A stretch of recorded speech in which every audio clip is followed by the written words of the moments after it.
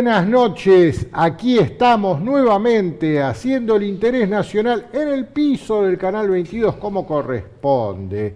Y como siempre en la compañía de mi queridísimo colega Adrián Salvucci. ¿Cómo te va, Adrián? Todo muy bien, Enrique. Hoy vamos a ver un tema que ya medio preanunciamos antes respecto de este sistema, porque nosotros somos antisistemistas, ¿no es correcto? Exactamente, esa es nuestra ideología. Es nuestra ideología, es antisistemista, estamos en guerra contra el sistema porque el sistema está en guerra contra nosotros, entonces hoy vamos a hablar de un poquito de ese sistema que escribe el guión y quiénes son los guionistas de todo lo que está pasando en el planeta Tierra. A ver si entendemos. A esta cosa a la que llamamos realidad no es real, es simplemente una pantalla, una película. A mí todo esto me rememora a Platón y sus ídolos de la caverna. Bueno, es algo muy parecido, son todas imágenes que nos proyectan para no dejarnos ver la realidad tal cual es.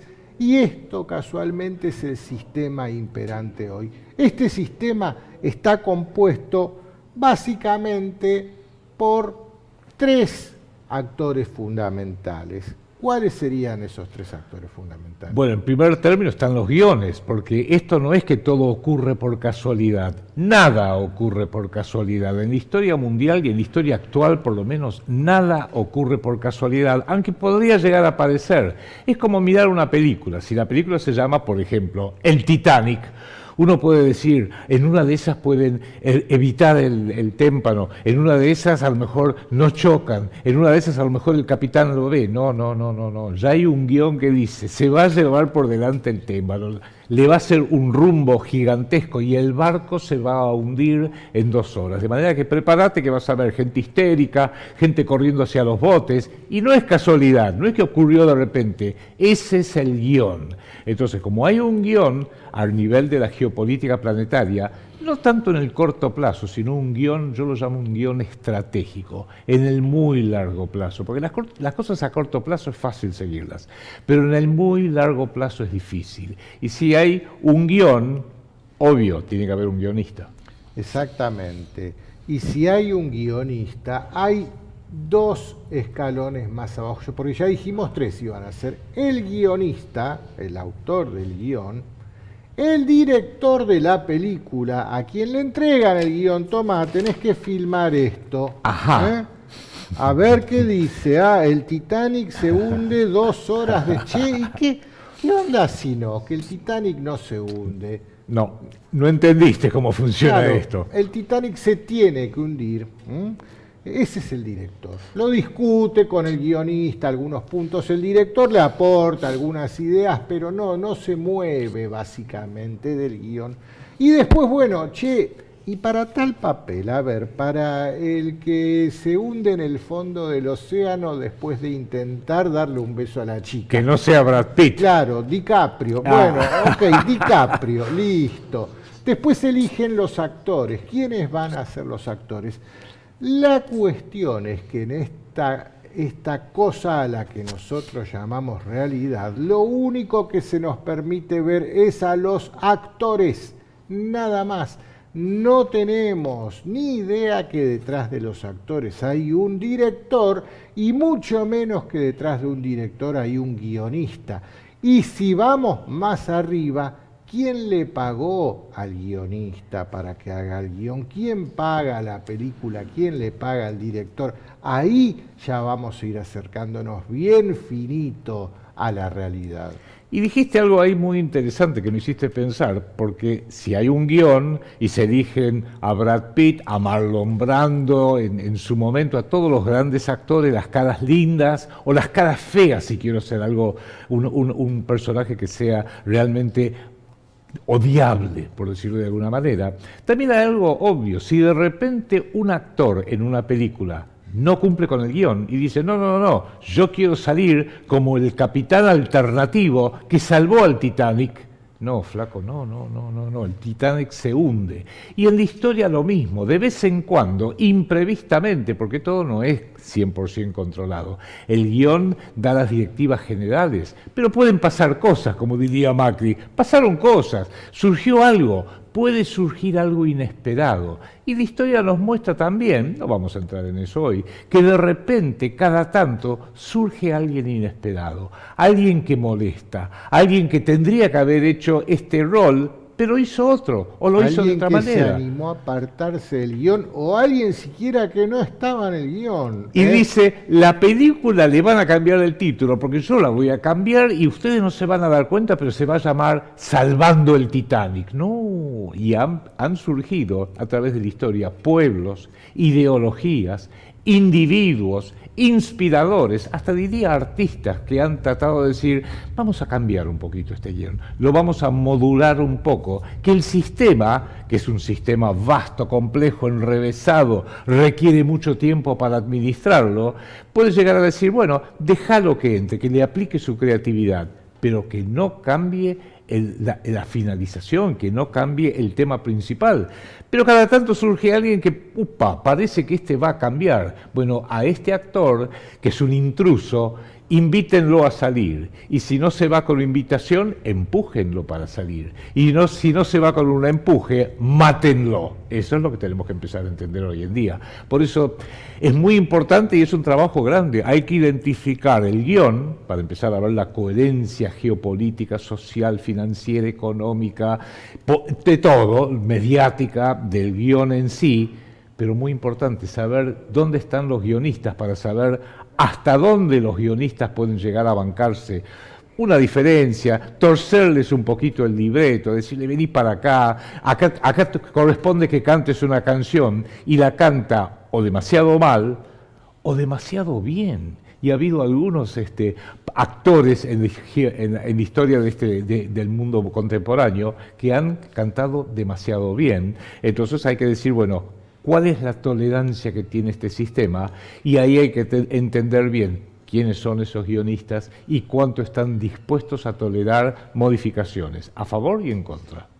Exactamente, y todas esas son discusiones que se mantienen por afuera, en un sótano, sin que nadie se entere, con el director de la película, no con los actores. Con los actores de ninguna manera. Los actores siempre les entregan, toma tus líneas, y el problema surge, como vos mencionaste, casos históricos de actores que cantan mejor de lo que se esperaba, que actúan mejor, que sobreactúan, o que directamente eligen irse del libreto, no respetar las líneas, y ahí generan un problema. Bien, la historia, no vamos a hacer ahora casos puntuales, pero está llena de ejemplos como este.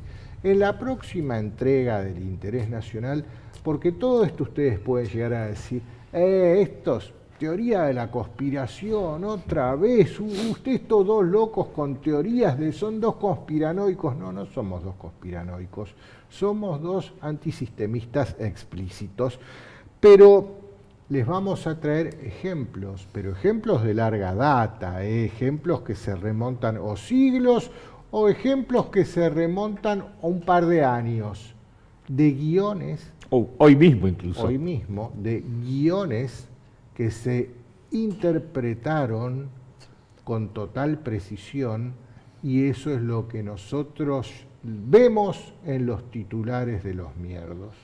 Y hay ciertas reglas, ya que hablas de los mierdos, que son los que ayudan a que esto tenga credibilidad, que la gente se lo crea, que se apaguen las luces y uno no mira lo que está pasando realmente, o no se mete detrás del telón. Hubo un gran primer ministro británico, que fue primer ministro de la reina Victoria en el siglo XIX, que dijo públicamente, lo que pasa es que las cosas mundanas, la geopolítica mundial del imperio, es manejada por gente detrás del telón. No son las caras visibles. Es más, las caras visibles tienen que ser buenos actores. Un buen actor, ¿qué hace? Si le pegan un tiro, se muere. Pero te tiene que convencer, le pegaron un tiro, pobre Brad Pitt, y se murió. Pero no se murió en realidad. parece que se murió, tiene que hacer de cuenta que se murió, o la señorita tiene que hacer de cuenta, la actriz bella, que se enamoró perdidamente del héroe, o que lo traicionó. Tienen que ser actores convincentes, porque si no es convincente no sirve la película, y eso hay que entenderlo. Y esa casta, vamos a llamarlo, es lo que Milei ha llamado la casta, también tiene una serie de personajes que saben que pueden actuar, como hace un actor en la película, pero en última instancia no va a recibir las consecuencias. Y ese es el drama de la mal llamada democracia, que es en todo el mundo, una casta en distintos países que se va sucediendo, cada 4 años hay elecciones, caras nuevas de izquierda, caras nuevas de derecha, caras nuevas de izquierda, caras nuevas de derecha, muy horizontal, solo mira a la izquierda o a la derecha. No mires para arriba, y no mires para abajo, porque abajo hay muchas cosas, son 8.000 millones de personas. Feo. Lo que hay abajo es feo. Y de los 8.000 millones, 4.000 millones viven en la violencia, la suciedad, la enfermedad, la guerra. Así que no mires, mira algún tramo intermedio de celebrities, que los multimedios te van a decir cuáles son. Pero lo importante es que esa casta, porque tenés que buscar gente que actúe bien, un Donald Trump. ¿Cuál fue el drama de Joe Biden? Que no sabía actuar, y Kamala Harris tampoco, pero un actor bueno, un Menem, por ejemplo, un Néstor, una Cristina, una actriz de primerísima, sí. Un Javier, Mauricio, medio boludo, te la debo, no, Mauricio así no va. Se le trababa la lengua a la hora de repetir el guión. Exactamente, claro. Entonces dijeron, che, sáquenlo un poquito, vamos a conseguir a alguien mejor, y vino Milei, que es un actorazo en ese sentido. Pero vos fíjate cómo los actores de reparto de la película de Macri los metieron a todos en la película de Milei. Porque ya están probados, ya los probamos y actúan más o menos bien. Schwarzenegger hace lo que tiene que hacer, el Toto hace lo que tiene que hacer. La Pato. Ni hablar de la Pato, claro. La Pato está por todos lados, hasta en la sopa está la Pato. Pero también cada uno que actúa tiene una especie de beneficio, que es que, por más que Brad Pitt en esta escena corresponde ligarse el balazo y caerse muerto, en realidad después se levanta porque no está muerto, por más que le hayan puesto una cosa de sangre acá y parece que le vino... No, es todo un show. Bueno, lo mismo con los políticos de la casta, sea la casta aquí en Argentina o en Estados Unidos o en Europa. Se hace de cuenta que, pero no pasa nada. Pueden llegar a hundir un país por completo, porque si yo agarro los 43 años de democracia y empiezo, Alfonsín, luego vino Menem, luego vino De la Rúa, luego vino Néstor, bueno, pasó Dualde, luego vino Néstor, luego vino Cristina, luego vino Macri, luego vino Alberto, y hoy tenemos a esta catástrofe. Uno diría, bueno, tienen que hacer el rol que les corresponde, pero no hay consecuencias. Esa es una de las reglas de la geopolítica democrática. Vos sos un mascarón de proa, ahora tenés que actuar de presidente o de primer ministro o de ministro de Economía. Domingo Cavallo, ministro de Economía de Carlos Menem, ministro de Economía después de Fernando de la Rúa. O puede haber una consecuencia que es parte del guión. Exactamente. Una Cristina presa y ahora tenés que actuar de presa. Ahora vas a actuar de presa y te vamos a poner una cosita acá en el tobillo, pero bancate de un tiempito porque no pasa nada. Pero más allá de eso, no vamos a hacer futurismo, pero lo importante es que todos los que son miembros del elenco, de la compañía de actores de Argentina o de la compañía de actores del Brasil o de Europa o de Estados Unidos sepan, hagas lo que hagas, en última instancia, y salvo que hagas algo muy fuera de libreto, no pasa nada. Vos te llamás Domingo Felipe Cavallo, empezaste a destruir el trabajo y la economía argentina. Y después, cuando empezó a explotar todo, te llamó De la Rúa, lo empezaste con Menem, te llamó De la Rúa y te dijeron básicamente, ahora tenés que acostar el país. Diciembre del 2001, acostar el país, el imbécil se va a ir en un helicóptero, pero te vamos a dar a vos 2 días antes, 48 horas antes para que te relajes. En última instancia, no pasa nada. ¿Son judiciables los actos políticos? No, de ninguna manera. Es más, a Domingo Cavallo, cuando se tuvo que ir en el 2001, como estaba muy bien vinculado con los dueños del teatro, que en ese momento se llamaban William Rhodes del Banco City y David Rockefeller del JP Morgan Chase, le dijeron, venite para acá, te vamos a dar laburo. Le dieron un laburo fantástico. alejate Sí, de académico, ¿en qué universidad estuvo de académico? Estuvo, sí, y después no, le dieron también un lugar en el directorio de la revista Forbes. Ah, también eso, sí. Le pagaba muy bien y Sí. compartía ese directorio con otro miembro de todo este sistema planetario que se llamaba Caspar Weinberger, que fue el mayor enemigo de la Argentina durante la Guerra de Malvinas porque fue el que se aseguró que todos los armamentos norteamericanos fueran a ayudar a los ingleses en contra de la Argentina. Caspar Weinberger. Normalmente esas transferencias de armamentos dentro de la OTAN, reemplazo de submarinos, aeronaves, demoraban 2 semanas. Él hizo que demoraran 48 horas y la señora Thatcher recibió lo que necesitaba, no solo contra Argentina, sino para poder desafectar sus buques de la Real Flota Británica Militar dentro de la OTAN y mandarlos a recuperar las Islas Malvinas en Argentina. Pero Cavallo dijo, no, somos todos amigos, está bien, fue enemigo de Argentina, pero ¿qué es Argentina? Ya está. Aparte, ya pasó, es otra cosa. Hay que darse cuenta que los guionistas son una casta en el sentido de una compañía de actores. No, no te creas a Hamlet.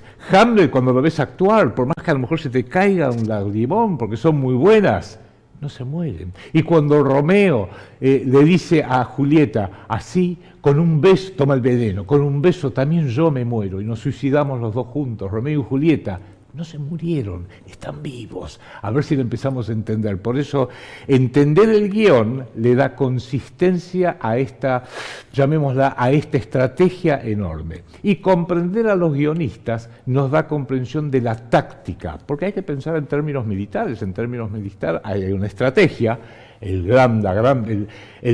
plan general a largo plazo, y después hay lo táctico. Bueno, ¿a qué actor voy a llamar para que haga de héroe lindo? Ah, ya lo tengo, a Brad Pitt. No, me dijo que no. ¿Y quién tengo? Bueno, Leonardo DiCaprio, el que dijiste vos. Bueno, Leonardo DiCaprio. Bueno, tengo que ir teniendo esas alternativas. Y lo mismo en Argentina.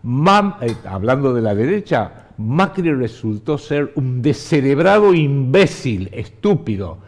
Y bueno, vamos a traer uno que está descerebrado, pero está loco, está totalmente loco y no va a titubear. Es capaz de decir cualquier cosa en cualquier momento y el que se va a llevar el crédito va a ser Javier Milei. Y si en algún momento hay que sacrificarlo en cualquier sentido de la palabra que a usted se le ocurra, y bueno, hizo tal cosa y aún el Poder Judicial que lo toleraba puede llegar a decir, no, como le pasó a Cristina, no, ahora soy Poder Judicial, te tengo que condenar, vaya presa.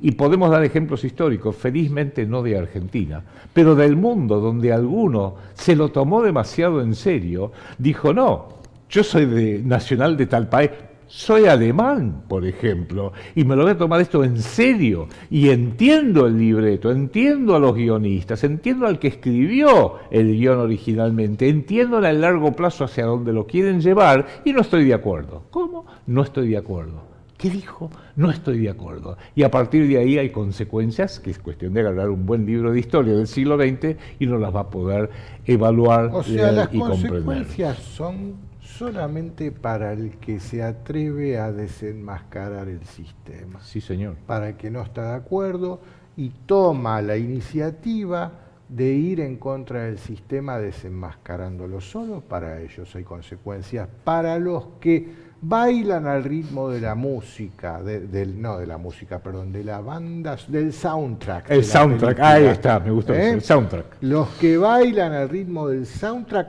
no hay consecuencias para ellos. Un Netanyahu, ¿qué consecuencia está habiendo hoy para Netanyahu? Ninguna.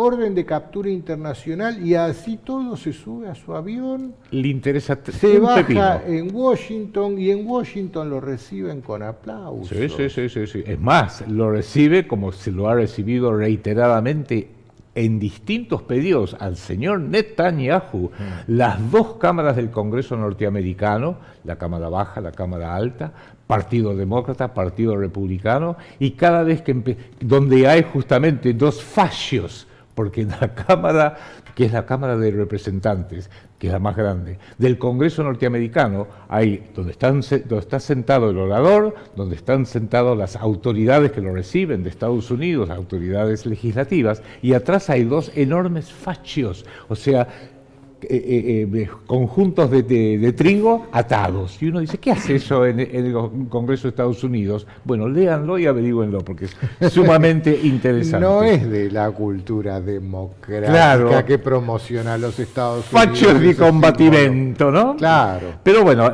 pero ahí están. Ahí Enrique dijo, él inventó una palabra que la usamos permanentemente, que es no los multimedios, sino los multimierdos. Porque todo esto, hoy en día con la tecnología, empezó con la radio, después la radio y la radio onda corta, después la radio onda corta, la televisión, después la televisión digital por cable. Yo cuando era chico, acá en Buenos Aires había 4 canales más el canal 2 de La Plata, claro. Y había que orientar la antena. Hoy no, hoy tenés 500 canales del país que quiera con un... Y no, eso ya es tecnología vieja, hoy es el streaming. El streaming, aquí estamos nosotros.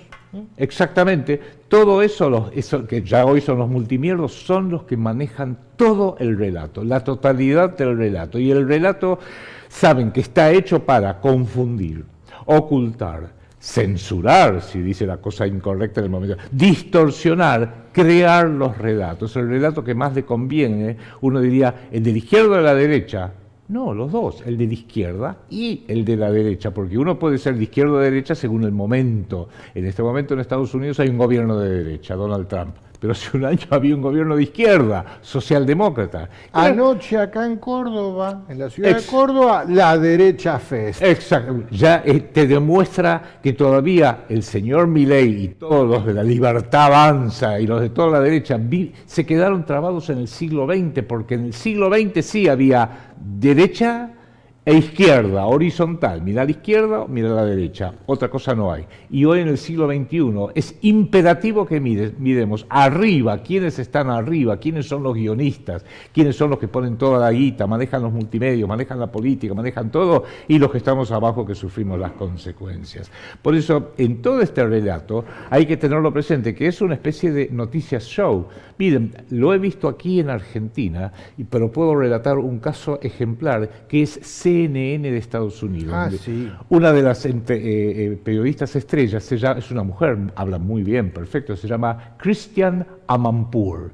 Y la propia CNN hace pequeños cortos publicitarios donde la muestran a Christiane Amanpour hablando con Clinton, hablando con Macron, hablando con un montón de grandes líderes. Pero ella le hace una pregunta dura, ¿qué va a hacer con tal cosa? Y cuando va a contestar el Macron o el Clinton o el Bush del momento, lo cortan. ¿Por qué? Porque ellos no son la estrella no son los políticos entrevistados, la estrella es ella. Y acá en TN he visto, y en La Nación Plus he visto cosas parecidas. Los periodistas son los celebrities. El periodista que te dice, les voy a informar lo que está pasando en Medio Oriente, bandera argentina y atrás agazapada la bandera de Israel.